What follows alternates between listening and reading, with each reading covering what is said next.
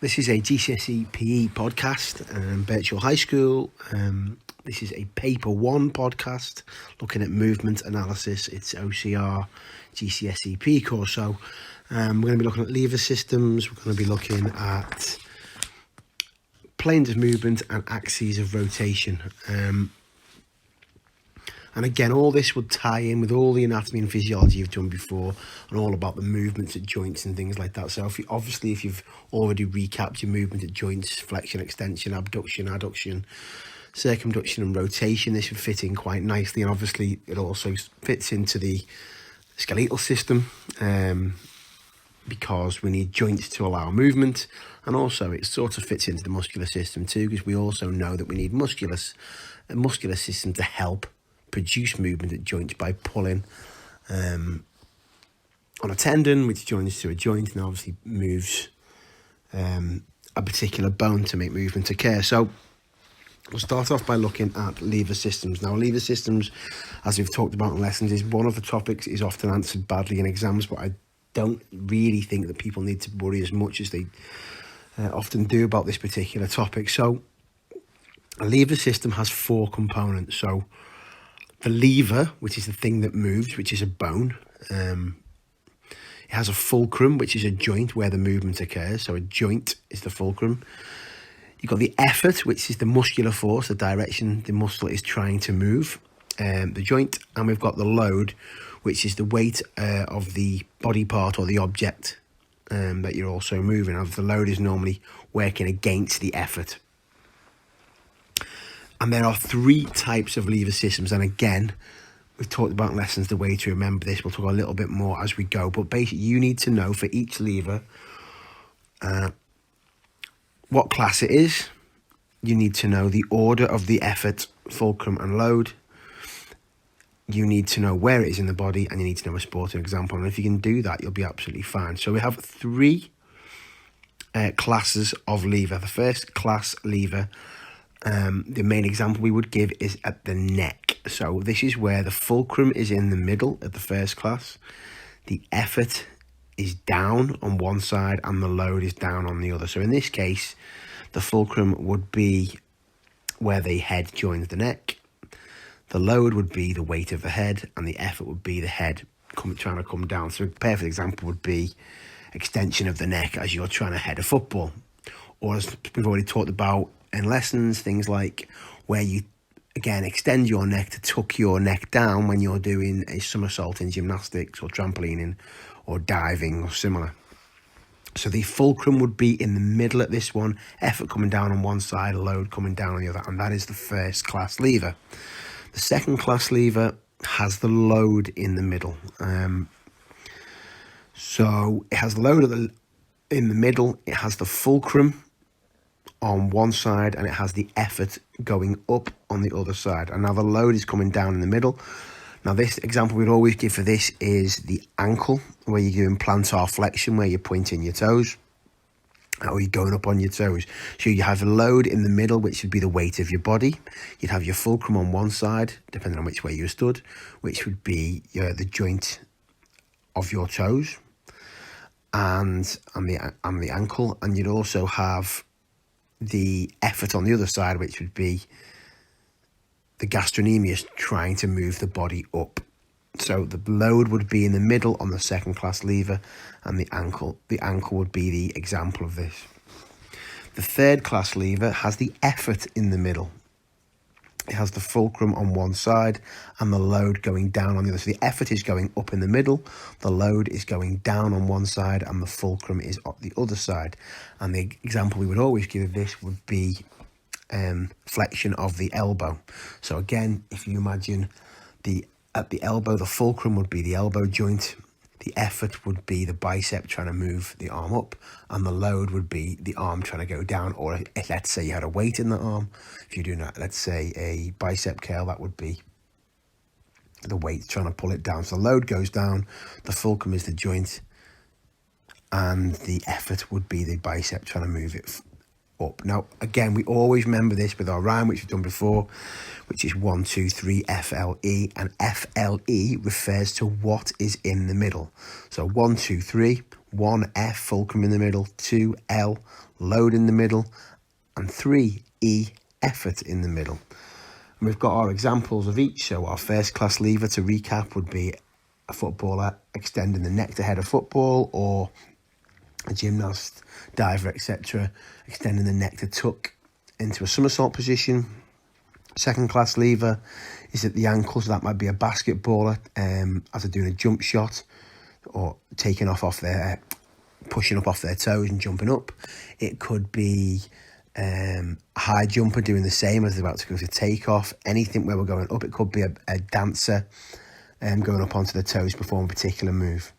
And our third class lever at our elbow would be a bicep curl at the elbow. So a bicep curl in circuit training or weight training, or it might be a boxer putting their guard up in boxing. Anything where you're getting this flexion at the elbow. And again, you would already know agonist and antagonist at those particular movements, and you would know the movement created at that joint. Now, of these three levers, we have one that has a mechanical advantage. So a mechanical advantage is where it has the ability to lift the most load with the least amount of effort. So of the three, it's the second class lever with that plantar flexion at the ankle, where you are able to lift the most load, your whole body weight, with the least amount of effort. You're able to go up on your tiptoes fairly easily. So the second class lever has the mechanical advantage over the other two. In terms of how efficient they are, that second class lever is the most efficient because it's got the main mechanical advantage. The first class lever has more mechanical, certainly, or more advantage and certainly more efficiency than the third class lever, which is not very efficient at all. So again, we always remember it with our 1, 2, 3 FLE, the FLE referring to what is in the middle. If we can know our sporting examples and we can draw those diagrams of our effort, fulcrum and load, depending on the order, depending on the lever, you'll be absolutely fine. But levers allow us to move, they create movement. Okay, our second topic in movement analysis is planes of movement. And again, it tends to be the words that confuse people here. But basically, what we're looking at here are the 3 dimensions in which you are able to move. So again, hopefully on this particular podcast, I might be able to put some pictures up of the 3 planes through a particular athlete or a person. Man or woman, it's irrelevant. So there are 3 planes of movement through which you can move when you're doing a sporting activity or a sporting movement. The first one, you can do, it doesn't really matter on the order. The first one we'll call the frontal plane. So the frontal plane is, again, my view, and hopefully it'll be up on the screen now, a picture of it, but the frontal screen would be abduction and adduction of the arms and the legs. So it would be out to the sides of the body. So anything where your arm or your leg is moving to the side of your body, out away from your body, would be in the frontal plane. So again, you'd need to know a sporting example of this. So a goalkeeper making a save in football where the arm goes out to the side, a star jump in circuit training, a cricketer making a slip catch, anything where your arm or your legs would go out to the side, abduction, adduction. Again, as it's going out, so would be in that frontal plane. Again, hopefully there's a picture up on the screen now for you to see it on this YouTube video. We also have the sagittal plane. Now, the sagittal plane splits the body left and right in half. And again, you'll hopefully be able to see that on the screen. It splits it vertically into left and right sides. So the movements that happen in this plane are going to be flexion, extension, staying in the midline of the body. So this would be, again, maybe a jab in boxing where the arm came straight out in the sagittal plane. It could be leg action when you're running, or if you draw your leg back to kick a ball in football, that would also be in the sagittal plane. Anything that stays in that straight line that splits the body in half, that hopefully you can see on your screen now. The third plane of movement would be the transverse plane, and this would split your body into top half and bottom half. And again, if you can hopefully see it on the picture now in front of you, splits the body through the waist, top half and bottom half, and this is where you get rotation, so where the top half of the body would rotate. So you might get this on a table tennis player playing a forehand drive as they rotate the top half of the body. You might get it by a tennis player also playing a forehand shot, or even a backhand if they're twisting around. Anything where you'd get that twisting action in the middle of the body would be in the transverse plane of movement. Again, I said hopefully you can see that on the screen now.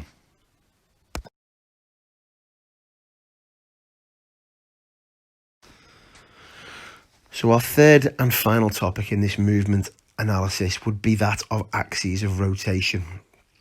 And axes of rotation are the points at which the body can move around while performing a particular skill.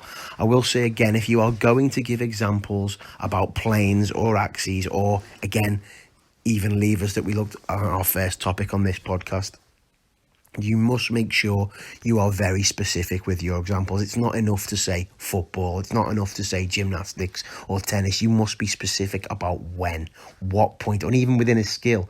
If you think about a footballer kicking a ball, there's the preparation phase when they pull the leg back, there's the striking phase, there's a follow through, and all those can have slightly different movements associated. So you must be specific with your examples or you just won't get the marks.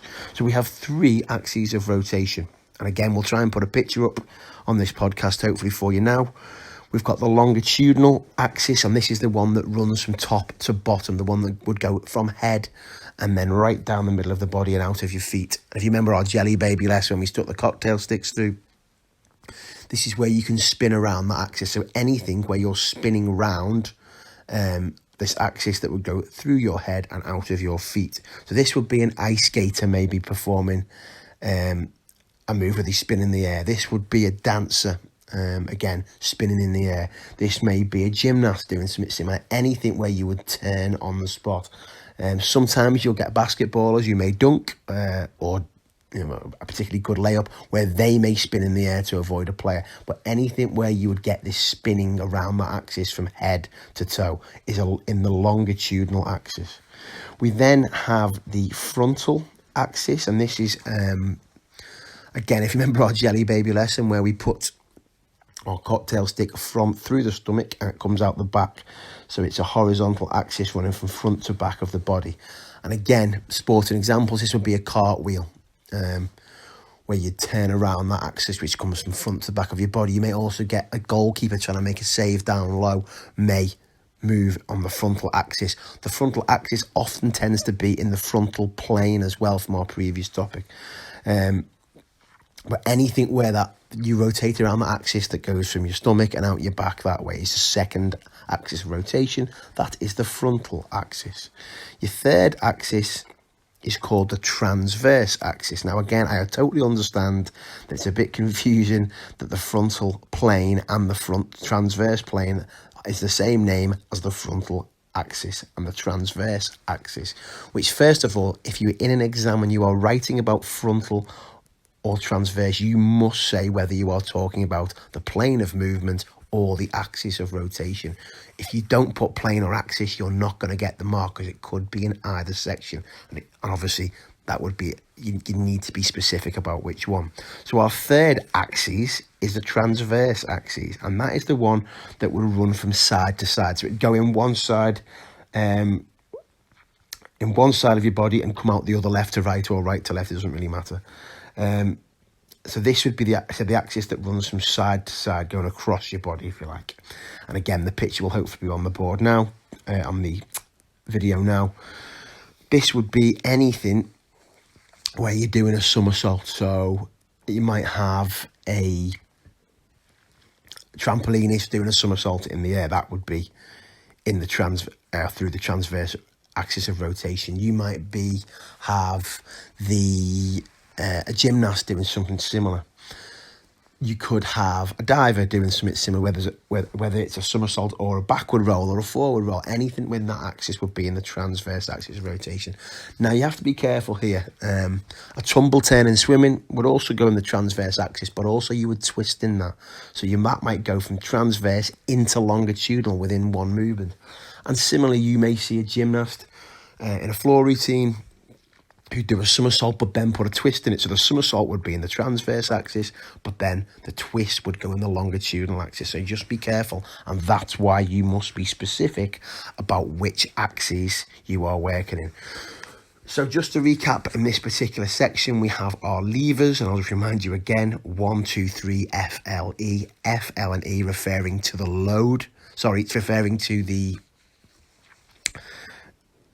fulcrum, the load, and the effort, but also that is the one in the middle. So 1, the fulcrum's in the middle, 2, the load is in the middle, and 3, the effort is in the middle.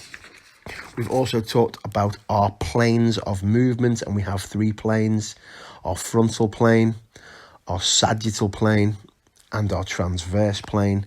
And we've also had our 3 axes of rotation, which is our longitudinal axis, our frontal axis, and our transverse axis. Now, again, you've got notes in your book and various other revision materials.